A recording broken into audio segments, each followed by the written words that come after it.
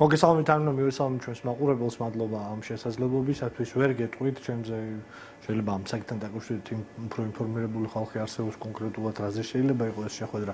მე ამ საკითხის სპეკულაციებში არ შევარ, იმიტომ რომ აზერბაიჯანი არის ჩვენი უახლოესი მოკავშირე, ჩვენი მეზობელი. ერთი დასკვნა რაც შემიძლია ზოგადად გამოვიდა, ეს პირველ შემთხვევა არ არის, რაც ალიევი ხდება ხოლმე მას შემდეგ რაც ივანიშვილი უბრალოდ არაფორმალური მმართველი ამ ქვეყნის ალიევი რამდენიმე შეხვედრა შეხვედრია შეგახსენეთ რამდენიმე წლის უხრანის სასახლეში შეხვედრასაც იქ ივანიშვილი პირადად ესწრებოდა.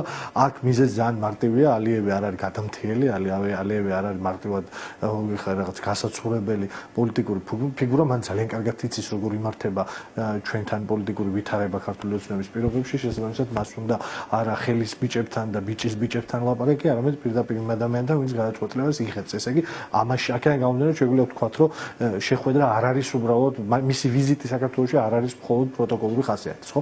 პროტოკოლური ხასიათის როდესაც ის არის, ხო, ივანიშვილის ხელდასმულ იმებს, რა ქვია, დანიშნულ პრემიერ-მინისტრებს, მაშინ ხდება ხოლმე. იქაც აგდებით ელაპარაკება ამ ხალხს, მაგრამ ხდება ხოლმე და ეხლა დიდი ალბათობით საკითხი სერიოზულია, გადასაჭრელია, სამსჯელია და პირდაპირ იმ ადამიანს ხდება, ვისაც რეალურად ძალაუფლება უჭირავს ხელში. რის გამო ხდება ეს, რატო ხდება, ეხლა იცით, რომ უმძიმესი გეოპოლიტიკური ვითარება არის ჩვენს რეგიონში, აქვს ჩვენ და აზერბაიჯანს ძალიან ბევრი საერთო ინტერესი გვაქვს. მე მინდა ვიმედოვნო, გარდა ამ საერთო ინტერესებისა, ის ინტერესები, რომელიც აზერბაიჯანულ მხარეს გააჩნია, იგივე დავით გარეჯი იქნება ეს თუ სხვა წერტილები, ამ ვითარებაში ვთქვათ, ვინმე დაიცავს საქართველოს მხრიდან ქართულ ინტერესებს ამ ნაწილში, მაგრამ ამის ხელ ვიტყვას, რომ დიდი იმედი მაქვს, რომ ვინმე მაგალითად დავით გარეჯის ნაწილში რამე პრეტენზია რო ქონდეს პატრონ ალიევს დაიცავს მასთან ჩვენ პოზიციას, ამის იმედი არ მაქვს, მაგრამ მინდა მჯეროდეს, რომ ვინმე ამას იზამს. ამის მიღმა ეხა შუამავალის როლს თავაზობენ თუ რაიმე სხვა კონკრეტული მნიშვნელოვანი საკითხის გამომდინარე აი ამ გამწვავებული ვითარებისა რეგიონში რაიმე სხვა მნიშვნელოვანი საკითხზე არის, ამას დაზუსტებით ვერ გეტყვით, ნამდვილად არ ვარ ინფორმირებული. კი ბატონო, ფაქტი ერთია, თასო რომ ქართული ოცნება ყოველ შემთხვევაში საჯარო განცხადებების დონეზე მაინც ძალიან მონდომებული ჩანს, რომ დაალაგონ ურთიერთობა შეერთებულ შტატებთან, ეს იქნება შუამავლით თუ მის გარეშე. ცნობილი გახდა, რომ ამერიკული დელეგაცია ოფიციალური ვიზიტით მომდევნო კვირას ჩამოვა თბილისში. არ ვიცით ჩვენ ამ დელეგაციის შემადგენლობა, თუმცა თავად ხელისუფლება საუბრობდა, რომ ესეთი ვიზიტი იყო დაგეგმილი. როგორ ფიქრობთ, რის ხარჯზე შეიძლება მოახერხოს ქართულმა ოცნებამ ტრამპის ადმინისტრაციასთან ურთიერთობის დალაგება? ფაქტია, ეს ივანიშვილს წარმოუდგენია ალბათ მისი პირობებით, მაგრამ რაღაც ტიპის კომპრომისებზე სავარაუდოდ მასაც მოუწევს წასვლა, იმიტომ რომ აწუხებს ეს გაყინული თუ შეიძლება ესე ვუწოდოთ ურთიერთობა ჩვენი ქვეყნის შეერთებულ შტატებთან. თქვენ რას ფიქრობთ ამ ვიზიტზე? რა შანსი აქვს ზოგადად ოცნების აი ამ ურთიერთობის დალაგების პოლიტიკის პერსპექტივას? იცი რა შესაძლოა, რა თქმა უნდა, ბევრი ამის დათმობა მოუწევს ივანიშვილს და პირდაპირ ვთქვათ, რაღაცების დათმობა კი არა, ყველაფრის დათმობა ამ ურთიერთობაში მოუწევს ივანიშვილს, იმიტომ რომ შეერთებულ შტატებს ივანიშვილთან დასათმობი არაფერი არ აქვს, დადასატვირთი არაფერი არ აქვს, ივანიშვილი არის რუსული პროექტი, ამას ხაზგასმით ამბობს შეერთებულ შტატები, რომელიც დღეს პირდაპირ წინააღმდეგობაში მოდის სტრატეგიულ ინტერესებთან ჩვენი ყველაზე ძველი სტრატეგიული პარტნიორი შეერთებულ შტატების და ზოგადად ეს ასე იყო 2024 წლამდე საქართველოს და შეერთებულ შტატების ინტერესები ერთმანეთს არასდროს არ ცდებოდა ხოლმე, იმიტომ რომ ორივეს ჰქონდა პარტნიორული ურთიერთობა, ეხლა ეგრე აღარ არის, ეს არის ის ტრაგედია, რაშიც ივანიშვილმა ჩაიგდო ეს ქვეყანა. რაც შეეხება იმას, რომ როგორ უყურებ აი ამ პროცესს, ფრთხილად დასაკვირვებელი პროცესი არის, ძალიან კომიკურ სიტუაციაში აგდებს მთელ აი ამ ხროვას, რასაც ივანიშვილის გუნდი ქვია, იმიტომ რომ რაღაცა გვესმის უკანასკნელი პერიოდია, განსაკუთრებით აი ბოლო 1 წელია ეს რაღაცა დუქნის ლომის ბაკი-ბუქია, აი ამ დუქნის ლომების ბაკი-ბუქი გაუთავებელი, რომ აი ესა და ჩვენ ცალფეხზე არ დავდგებით და აგერ ახლა ამერიკული დელეგაცია რო ჩამოდის, ამას ისეთი კმაყოფილი ღიმილით ამბობენ, რომ ნუ აი უცებ გაქრა ეს ყველაფერი ეს ამ რაღაცა სუვერენიტეტის დამცველი დუქნის ლომების ყვირილი. აი ასეთ ვითარებებში ყველაზე სასაცილოდ გამოიყურებიან ხოლმე, როდესაც სიმართლეს, ნამდვილ რეალობას თვალი უნდა გაუსწორონ. რეალობას, რომელიც ძალიან მარტივია, რომ არასდროს შეერთებულ შტატებს არც ერთ ქართულ ხელისუფლებასთან არ ქონიათ აი რაღაც ვასალური დამოკიდებულება. განსხვავებით რუსების ქვეყნებისა, რომელსაც კოლონიზირებული ჰქონდათ ეს ქვეყანა და დღეს ოკუპირებული აქვს ჩვენი ნების საწინააღმდეგოდ, ჩვენი ტერიტორიები. არასდროს შეერთებული შტატების პოზიცია არ ყოფილა რაღაცა ერთგვარი ვასალთან დამოკიდებულება. ეს მითი მოგონილია ივანიშვილის კარზე და აი ეხა ირონია არის, რომ აი ამ მითის ამაზე გადაბიჯება მოუწევთ თავად მათ. ძალიან ფრთხილად უნდა მოვიკიდოთ ამ საკითხს, გეტყვით ჩემი მთავარი მიზეზი რა არის. მე ვხედავ დღეს აბსოლუტურად ყველანაირი ცივილიზებული, ადამიანური, პოლიტიკური ჩარჩოდან გასულ მოძალადე ჯგუფს, რაღაცა მოძალადე ორგანიზაციას, რათა ჩამოყალიბდა ქართული ოცნება, რომელსაც de facto ხელში აქვს ჩაგდებული ძალაუფლება, აკონტროლებს შეერაღებულ ძალებს, პოლიციას, სახელმწიფო ინსტიტუტებს, de facto რეალობა ესეთია და არის საშიში, იმიტომ რომ ის მთელი ერთი წლის მანძილზე საკუთარი მოქალაქეების წინააღმდეგ იბრძვის გამალებული, ხო? უზღუდავს საქართველოს მოქალაქეებს გამოხატვის თავისუფლებას, შეკრების თავისუფლებას, ყველა ფუნდამენტურ უფლებას, რომ საქართველო გახდა ძალიან ძიმე ქვეყანა იმისთვის, რომ ადამიანმა სრულფასოვნად იცხოვროს, აი ამად გადააქცია ეს ქვეყანა, შესაბამისად, ამის წინააღმდეგ აღარ დარჩა, ხო? ორი რამ არის შემაკავებელი ფაქტორი არის, რომელიც ჩემი აზრით ერთად უნდა ავამოქმედოთ და ძალიან მნიშვნელოვანია. ერთი შემაკავებელი ფაქტორია ქართული ხალხის მტკიცენება, რომელიც შეიძლება იყოს გამოხატული წინააღმდეგობის მოძრაობით, ეს იქნება აქცია თუ სხვა ტიპის, აი ერთგვარი რაღაცა აღარ შეგვიძლია, აღარ შეიძლება ამის იქით გადასვლა და აი ამ პროცესში ძალიან მნიშვნელოვანია პოლიტიკური ძალების როლი, რომ აი ეს მომწიფდეს, დიდი წინააღმდეგობა ქართული ხალხის, ამაში არ გულისხმობ რაიმე რაღაც ის მწვავე ქმედებებს და შემდეგ. უბრალოდ ქართული საზოგადოების ერთი მტკიცე არა აი ამ ხროვისათვის და მეორე შემაკავებელი ფაქტორი ეს არის ჩვენი დასავლელი პარტნიორების, კონკრეტულად კი შეერთებული შტატების და ტრამპის ადმინისტრაციის ძალა. აი ამ ძალის წინააღმდეგ უძლური არის ივანიშვილი. ამ ძალის წინააღმდეგ უძლური მარტო პრაგმატულად კი არ არის ივანიშვილი, იმიტომ რომ პრაგმატულად ხო რაღაცა გონია რომ რაღაც მისი ფულის განთავისუფლება რაღაცაებთან არის მიბმული. არამედ სუფთა იმ ფაქტორიდან რომ ივანიშვილს ეშინია შეერთებული შტატების, ეშინია ამ ძალის შესაბამისად ჩვენთვის ძალიან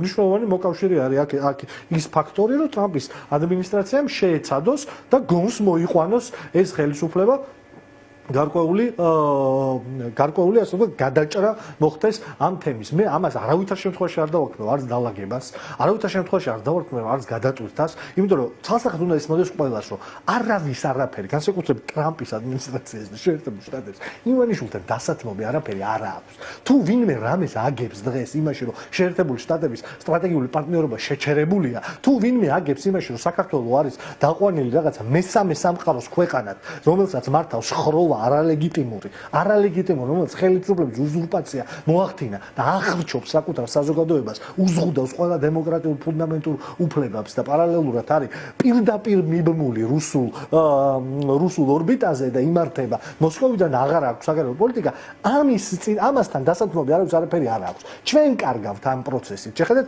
ჩვენ დავკარგეთ ჩვენი უფლებები. ყველაზე ვლაპარაკობ, ყველა საქართველოს მოქალაქე, ჩვენი უფლებები, ჩვენი ფუნდამენტური თავისუფლებები. ჩვენ დავკარგეთ ჩვენი ყველა ეკონომიკური შანსი განვითარების. როგორც არის ანაკლიის სპორტი, ქალბატონო, უნიშნელოვანი, ესე აი ყველაფრის განსახიერება, ერთგვარი სტრატეგიული პოლიტიკური, გეოპოლიტიკური უსაფრთხოების გარანტია და მეორე მხრივ დიდი ეკონომიკური ნახტომი. იმ ვითარებაში, როდესაც ვხედავთ, რომ რამე წარსულში და 50 წლის წინ კი არა, გუშინ, აი აქ, ამ რეგიონში, ჩვენს მეზობელში, თბილისიდან 6 საათია ერევნამდე. სომხეთი, რომელიც იყო ოდეკაბეს წევრი, რუსეთის ორბიტის განუყოფელი ნაწილი, ხო?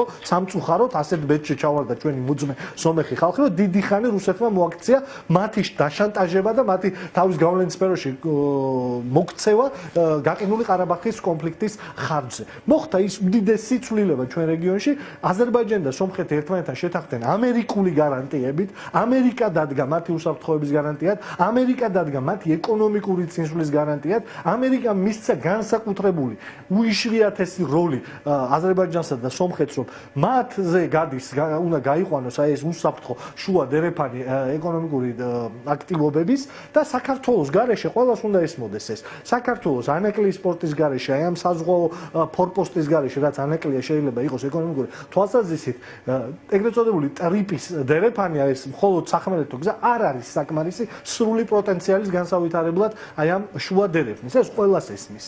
და ამის არ გამოყენება ეს არის დანაშაული, კრიმინალია, საკუთარი ერის, საკუთარი სახელმწიფოს უდიდესადმი ღალატი არის ის რაც ივანიშვილმა გააკეთა იქ. ის რაც პირველად გაუკეთა ანეგლის კონსორციუმს მაგალითად და ამერიკელი ინვესტორები და დასავლელი ინვესტორები აქედან გაყარა ამ ქვეყნიდან და ფული წაართვა ფაქტიურად. შემდეგ აი ეს რაღაცა უბინძურესი ავანტურა რომ თითქოს ჩინელები რაღაცას გააკეთებდნენ, აგერ ხო გამოჩნდა რა გააკეთეს ჩინელებმა. აგერ რამდენი წელი გავიდა და აქ სადავო 5 წელი გავიდა და არაფერ თითზე არავის არ დაუდია. ანაკლიაში გავერანებულია იქაურობა. არა და ანაკლია არის შესაძლებლობა რომ ამ ქვეყანამ შეიძინოს საერთაშორისო მსოფლიო ეკონომიკურ ჯაჭვში თავის ძალიან კონკრეტული და მნიშვნელოვანი როლი და ეს არის ამ ქვეყნისთვის 1-დან 100-ზე ასვლა. აი უდიდესი ნახტომი არის ეკონომიკურად და იგივე ეს ხო ფანტასტიკის ჟანრი არ არის ხო ეს ვიღაცებს ადრე შეიძლება ეჩვენებოდათ რომ ეს ხო შეუძლებელია აქ ხო ამას რუსეთი არ დაუშვებს და ვიღა ეკითხება რუსეთს ნახეთ რა ხდება სომხეთში ნახეთ სომხეთში როგორი განვითარება არის როგორი ნახტომია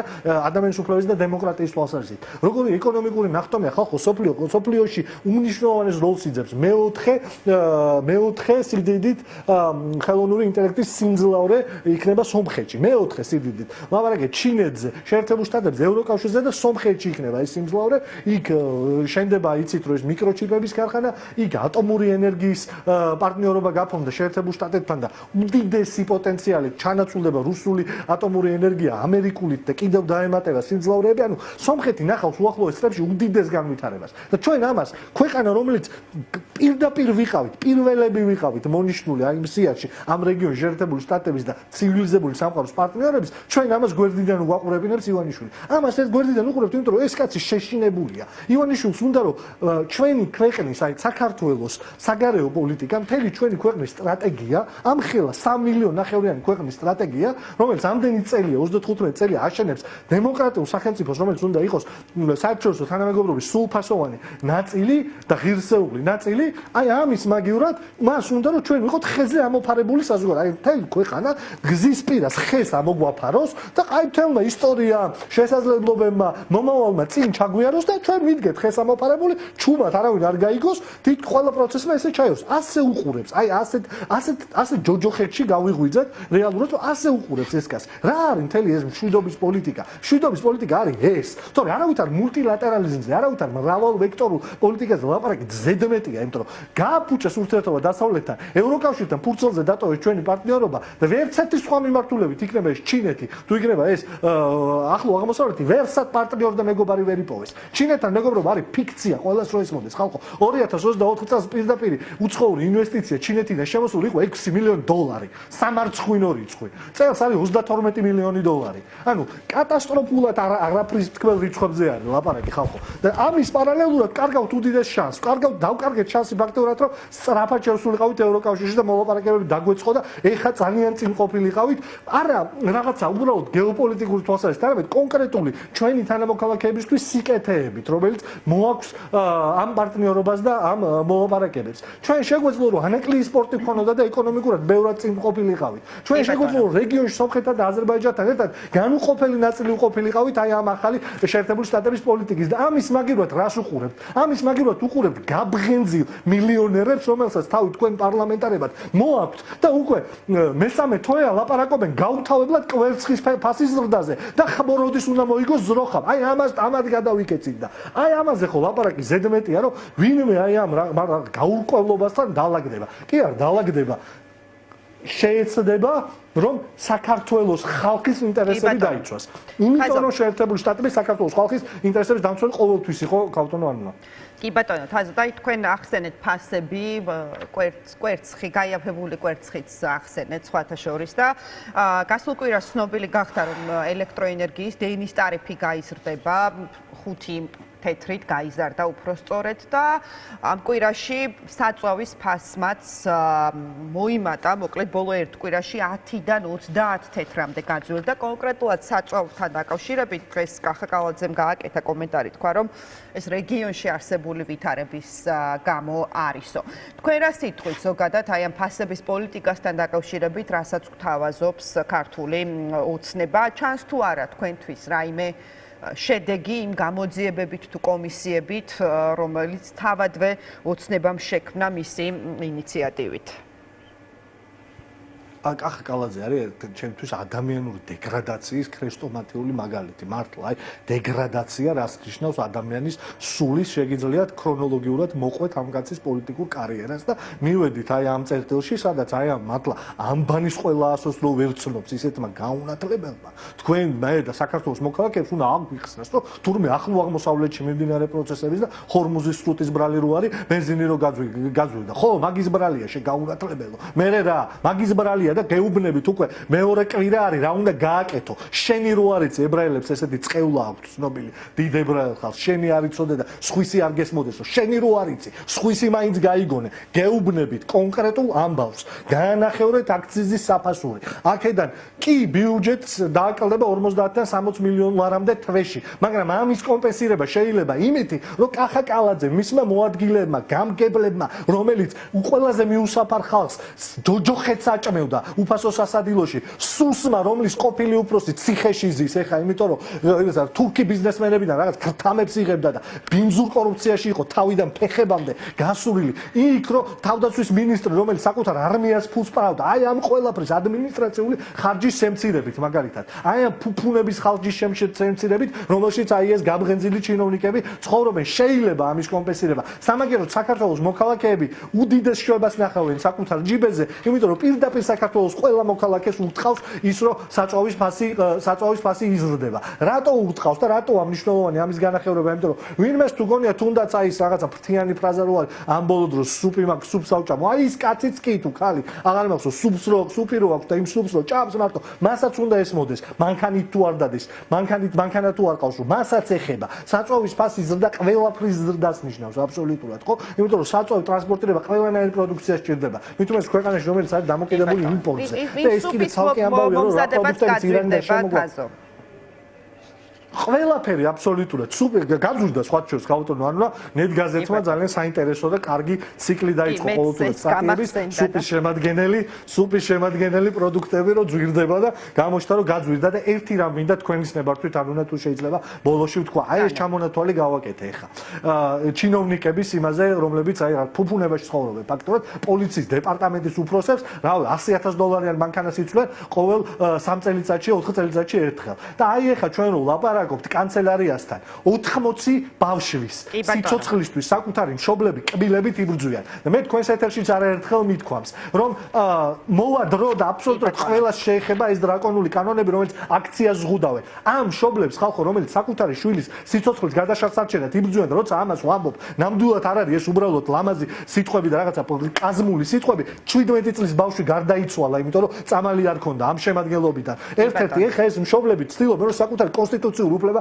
გამოიყენონ და კანცელარიასთან კარვები გაშაონ და მუდმივი აქცია დაეწყო და ამ კანონებიდან გამომდინარე რომელიც ეხა მიიღეს ამის უფლება და საშუალება აღარ აქვს აი ამაში გავიღვიძეთ ჯოჯოხეთში სადაც არსებობენ რაღაცა ხელშეუხებელთა კასტა რომელიც თავზე უulis თელ ქვეყანას და ასევე ნუფლებო ადამიანები რომლებიც კბილებით იბრძვიან სიცოცხლისთვის მაგრამ ამის საშუალება აღარ აქვს აი ამ ჯოჯოხეთს სჭირდება დასასრული ერთხელ და სამუდამოდ აი, სწორედ ერთ-ერთი მშობელი იქნება თაზო თქვენს მერე ჩვენი ეთერის სტუმარი და სწორედ ამ საკითხზე ჩვენი სრული სოლიდარობა და აი საშინელებაა მართლა ასეთი რა მე არ გამიგონია არც ერთი ხელისუფლების დროს ასეთი ცივსისხლიანობა და ასეთი ბოროტი დამოკიდებულება ადამიანებისადმი რომლებიც იბრძვიან საკუთარი შვილების სიცოცხლისთვის. მადლობა.